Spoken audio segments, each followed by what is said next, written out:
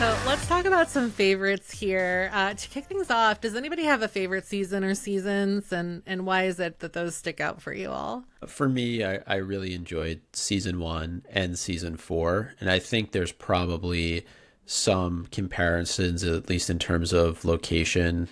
New York and London, there are some similarities between the two cities, and I will say, like, the fact that Joe works at a bookstore in season 1 and then he's a professor in season 4, it's almost like it seems as if he's returned to a bit of his roots in season 4, whereas LA seemed like this little bit of a deviation from who we know him to be as a person. I don't know that he really jives in LA, though I feel like I'll probably get a little bit of pushback there, and it's our introduction to him too, right? It's our introduction to this kind of strong psychological thriller, and with season 4, he's almost Sherlock Holmes-like in a way, because he's trying to solve a situation, I'll just say it like that he's ultimately responsible for. But I do like that they kind of pulled on that detective aspect with him being in London. And London just as a city, right? It's moody, it's rainy. Like, you get this vibe shift from him being in like the sunshine of LA for the 2 seasons prior. And I think each season kind of brings its own unique twists as well. Like, just as you think you know what's going to happen, you don't. Especially in season 4, I did not see that coming. Mm-hmm. That was a huge twist for sure. Yeah. I agree with you that season 2, like, he's really a fish out of water in LA, but that's part of the reason why I enjoy it, because he's not comfortable and he has to adapt. And also, I just, I think that, like, he really meets his match with Love Quinn, and, you know, we don't see how much of that is actually true until we get to the end and we realize she's as much of a psycho as he is. But the way that storyline gets teased out is very well done. And I think that something that this show does really well, too, is that they do a really good job of characterizing the archetypes of people that you would naturally come across in these cities. Like, I've spent a lot of time in LA. I've spent some time in New York, and I think that a lot of these stereotypes hold true. Even in the 3rd season, I can't remember what the name of the town they're supposed to be in, but I'm from San Francisco, so it's clearly supposed to be like a Silicon Valley suburb. And like, some of these tech bros are like, it's just like the writing is so spot on with again, like, making these people feel like they're steeped in reality, but also like larger than life for the purposes of television and dramatizing that. So, yeah. Yeah. I think season 2, it's not one of my favorites. My favorites, I think, are seasons 1 and 3. But I think the thing about season 2 is that Joe kind of does find his match in Love Quinn. But also, I think, in the culture of LA, because I don't know if it was just me, maybe y'all picked up on this too, but it always kind of felt like everyone or most people he interacted with in LA were also playing pretend and kind of like trying on different personalities and trying to be different versions of themselves for various and assorted reasons. So I think in LA, when it came to characters like 40, for example, I think it was a scenario of like, game recognizes game.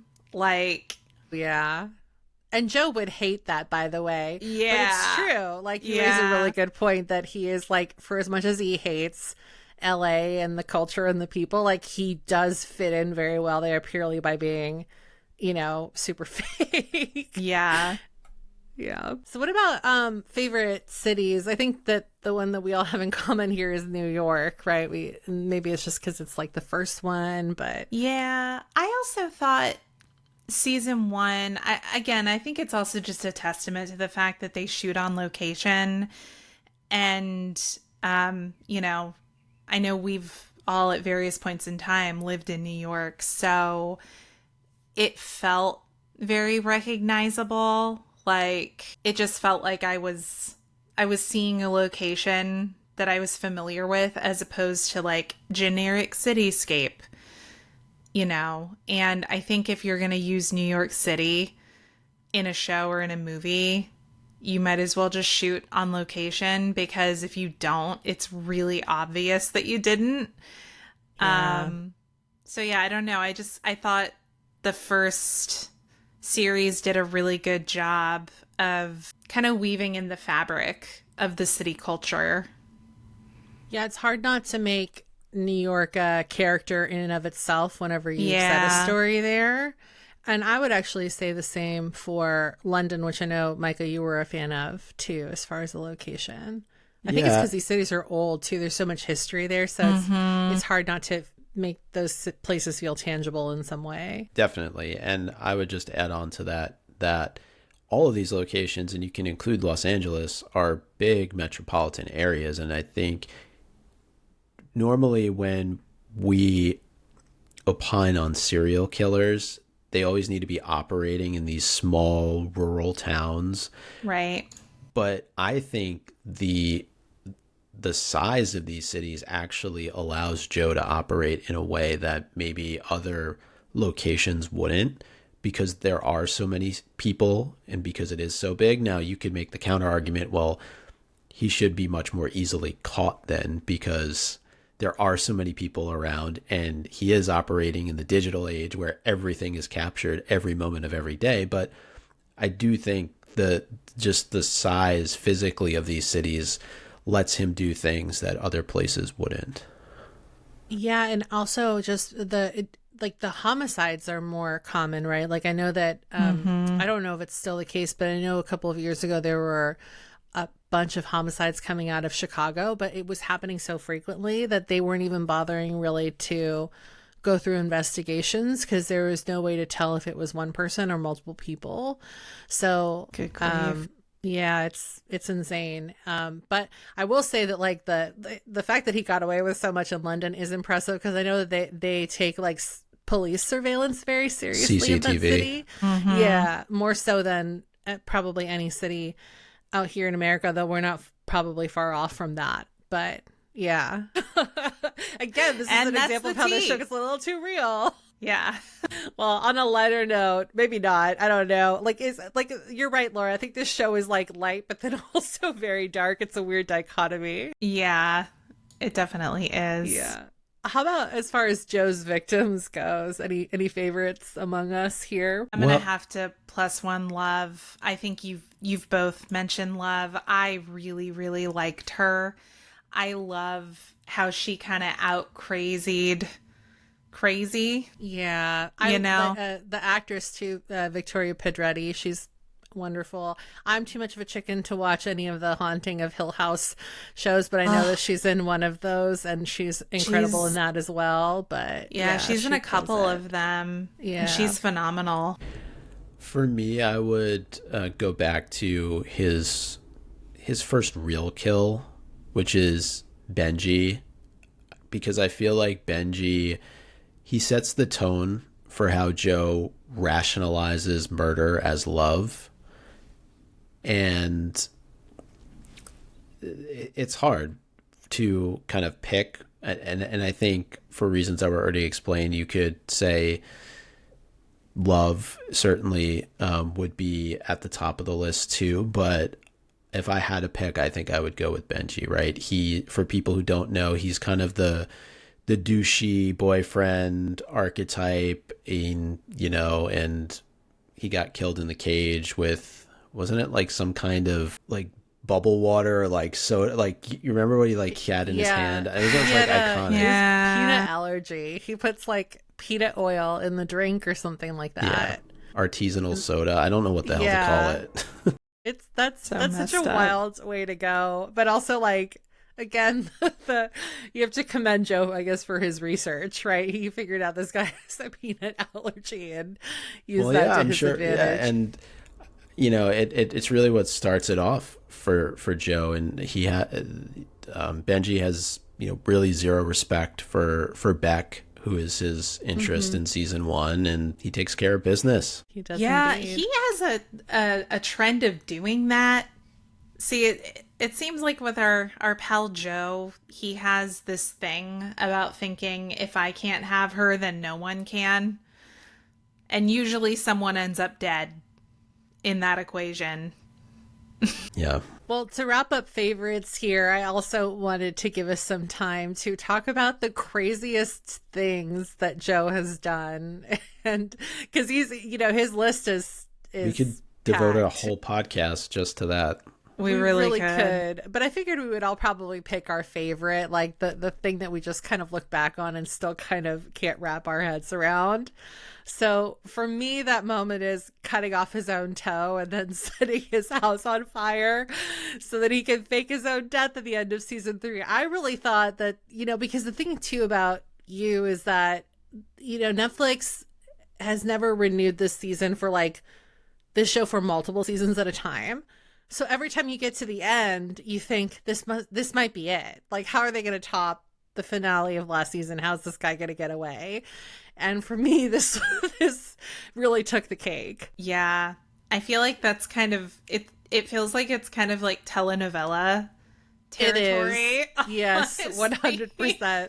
The only thing that he had to do to like really get there is to like get some plastic surgery to reinvent his whole identity. Like that. Right. No biggie. Just something small, right? And Yeah. let's not forget, this isn't a season. I mean, literally, the reason why he's cutting off his toe is because he's just murdered his wife, right? And a lot, even what allowed him to get there was the surveillance that he was doing on her in the lead up to that. Because we all thought, oh no, could this be the end for Joe? Because she's got his number, she knows what's going on with him, and she's going to take him out. But he actually, is able to reverse course and take her out instead. And he leaves his kid.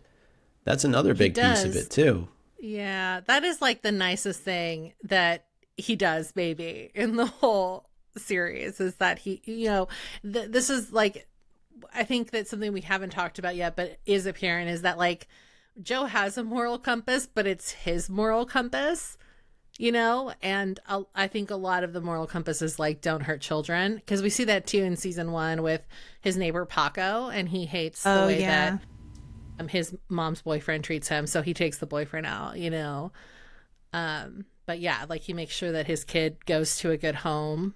But yeah, even like the lead up to this, like the whole thing with like the adrenaline pills so that he could,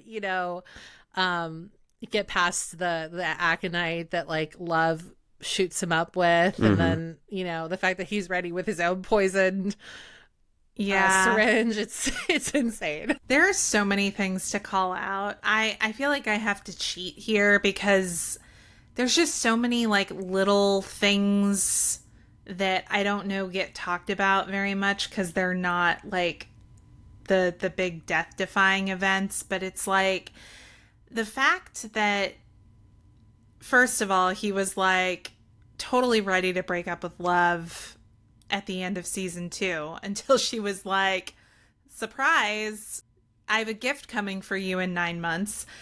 And then he's kind of locked in. And over the course of season 2, we can see him wanting to get out of this marriage. So first of all, he's like, I know what I'll do. I'll agree to have this foursome with our neighbors, hoping that it'll blow my marriage up. And then, it does, but it doesn't actually bring the marriage to an end. Like, he literally cannot figure out how to get out of these dynamics without someone dying. That's like the prerequisite for him always. It always strikes me that he literally builds that freaking glass box everywhere he goes. He has one. It's impressive. I'm like, what are you doing? Imagine that Amazon order, by the way. Like everywhere he goes. Imagine having to explain that to a landlord. Like, I need a place with a basement big enough for me to hide my murder box in. And then also just want to call out his little trophy boxes. I mean, those are definitely weird in and of themselves. But the one in season 1 that Beck found had teeth and tampons in it. Yeah, the tampon was a step too far. Yeah. Used. You're fine with the teeth. Mm-hmm. Yeah. Yeah, teeth almost felt like nothing after she pulled out that used tampon. It was so gross. Laura, you were talking about true crime earlier, but that's almost like a signature of a serial killer, is to take trophies from each of the person that he or she does murder. And also to remove teeth, right? Because teeth have dental records. Yeah. Yeah. For me, look, Joe has layer upon layer of fucked upness, but if I have to pick, it's his creation of this alter ego of Reese Montrose. And let's not forget, Reese is a real person, so that complicates this even further. And Joe literally splits his personality in two, and he's projecting all his violent urges and justifications onto this made-up version of Reese Montrose. So throughout the 4th season, he wasn't just lying to us, he was lying to himself, right? And Laura, you point out here, he murders Reese. So there's that. Yeah. And he forgets that he locked up Marianne in the box you were just talking about, leaving her for, like, I don't know what the span of time is, but it can't be healthy. And so I think, you know, for him, we're dealing with just complete psychotic break here. It's crazy that it took 4 seasons for that to happen. But I guess he was due for one, to your point. Yeah. Yeah, he deserves one. That's for sure. And I think that I think we've seen some of that, like, groundwork happening throughout the series so far. And maybe we'll pick up on that when we get into the next part of our discussion. But first, we do need to take a quick break to hear some words from our sponsors. Very smooth. Oh, thank you.